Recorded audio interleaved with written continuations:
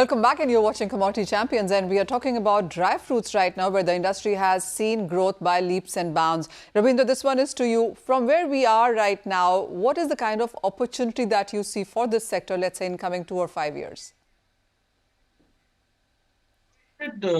India's demand, the growth has been phenomenal, as mentioned by my other panelists. We are looking at a demand of about 8 to 10% as of now, but probably going forward, if the taxes are rationalized and the consumption pattern changes, because we today largely are a table snacking commodity, and when we do some value addition to it, we see that the growth coming to at about 15%.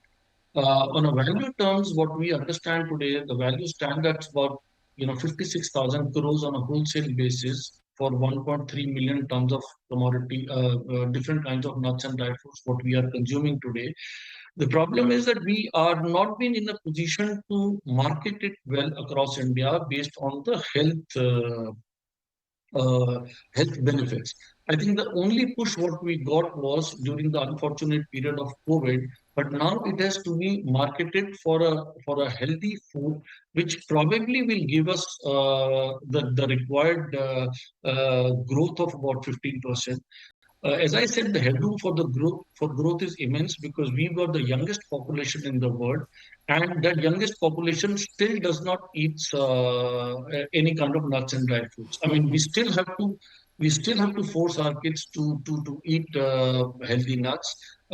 We just need to ensure that the young generation gets hooked on to this category, which is a champion commodity in all its respect.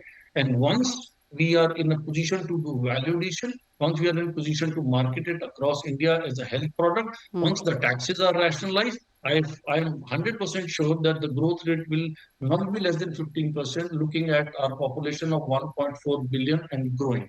The target segment today in India is the middle class, which probably is the largest in the world. And even if we consume, let's say, a handful of nuts, or probably the total 4 to 5 grams of nut, if the entire industry consumes, then I don't think so that any nut and the dry fruit in the entire global production would remain available. So that is the depth of India market. Okay. And that is the beauty of our trade, that we have the healthiest product to sell it to our consumers. We are giving them health. We are giving them health at very rational cost. It's, I mean, if you look at America as a country, they produce the largest quantity of almonds. They produce second largest quantity of walnuts.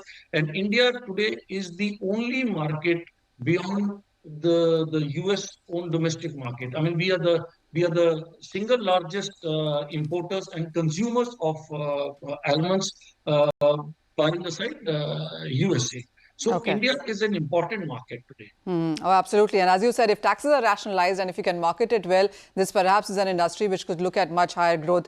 Gunjan, what's your sense? What are the opportunities that you see for the sector?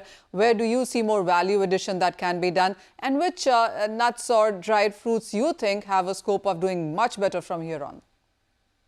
So, yeah, the industry where we see value addition is one of the major things. Right now, most of the nut consumption in India is still limited to the morning. Like at the time of breakfast, you'll have a few soaked almonds and walnuts and figs or other nuts. The biggest potential this industry has is in the snacking segment. More and more, as a snacking nut, it becomes an all-day nut, and in different forms, energy bars, cereal bars, more in muesli. It's getting to that direction, but we need to do a much higher consumption there. If we are able to create more consumption opportunities, I think that's the biggest segment of growth that this industry can take. Just again, a statistic that while most of the developed world, nuts and dried fruit as snacking are consumed maybe about 90% or 85%, and a little bit is in the like an ingredient, and very little as raw. Whereas in India, it's right now entirely the opposite. So that's the biggest scope. That's the potential for future that we see that this can happen towards growth in the industry. And as far as the other challenges are concerned on that marketing is the largest thing. The more we are able to talk on health plank and get everybody to understand that, I think there's no looking back. In terms of commodities, India is now getting very, very encouraged to try new stuff like cranberries, blueberries, hazelnuts, macadamia nuts. So all these new kind of dry fruits. In the 90s, Indian nuts and dried fruit, or even in 2000 early, the Indian nuts and dried fruit basket was limited to almonds, cashews, walnuts, raisins, pistachios a little, and that's it.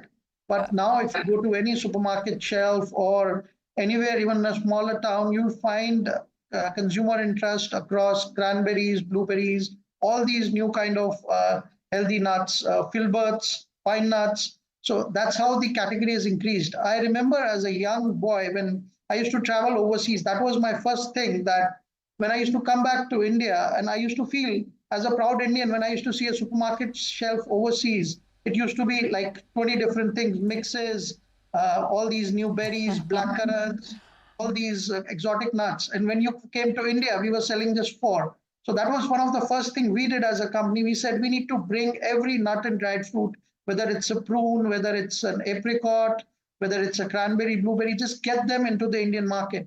Why is the Indian consumer a second-rate citizen? They're not. Gunjan, we've seen all of that actually come into the shelves in the Indian markets now. So, well, absolutely, as you're saying, a lot of effort already is done by you guys, and you've achieved what you perhaps started with. And as you said, the next leap is just around the corner. I have a last 1 minute, and this one is for you, Rajat. So what is your sense on what needs to be done now? Is it going to be marketing? Is it taxes? What would you ask government as a support system for the sector too?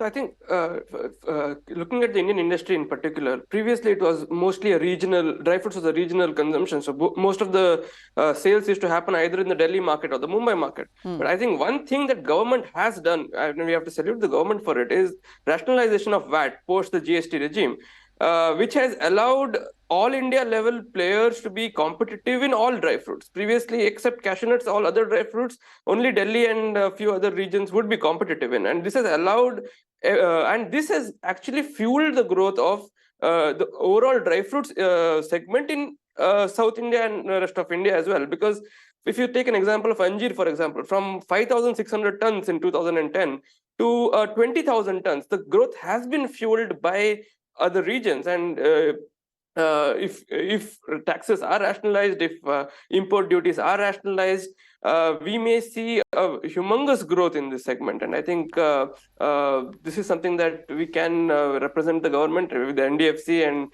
coming in now, all of us can represent the government and try to rationalize this. Also, Food Safety Act and Legal Metrology Act, they can also be relooked at in terms of trying to creating a much more business-friendly environment for people who are trying to get into the organized sector. Oh, absolutely. And I'm assuming that with the National Council that you guys have worked with now, perhaps we'll do that work collectively. I mean, as you guys have said, in last 10 years, there has been a lot of change and a lot is being assessed right now and worked upon as well. Thank you so much, Mr. Mehta, Rajat and Gunjan, for joining us today for this very exciting conversation on a sector that we don't normally talk about, but clearly is a large number right now. $9 billion of a market is what is anticipated by next year. So clearly a lot of work being done onto that one.